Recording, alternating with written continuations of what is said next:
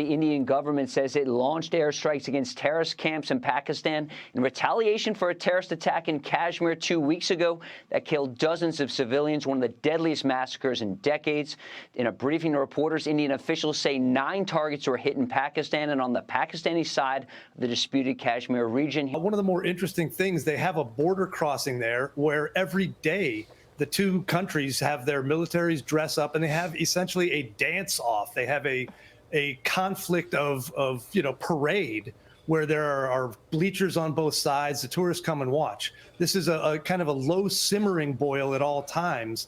Now the fact that there was a terrorist attack killing dozens of tourists in India, and now the retaliation inside of Pakistan, that could definitely reach a much higher boil if this doesn't stop soon. Yeah, well, if this does escalate, we have good relations with India mixed with Pakistan. What does U.S. involvement look like?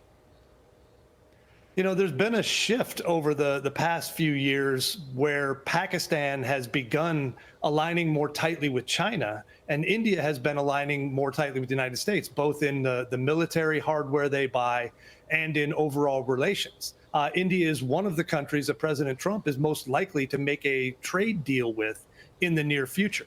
So I think we have a large amount of, if not influence, at least connectivity with India and less with Pakistan. We've been removing ourselves from them.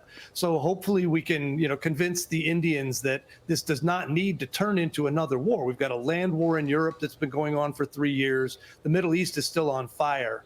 We do not need the two large countries there with nuclear weapons turning this into even a more dangerous situation. Fox News Alert. India firing missiles into Pakistani-controlled territory overnight, reportedly killing at least 26 people in what Pakistani leaders are calling an act of war. That's right, and the stakes could not be higher as both India and Pakistan have nuclear weapons.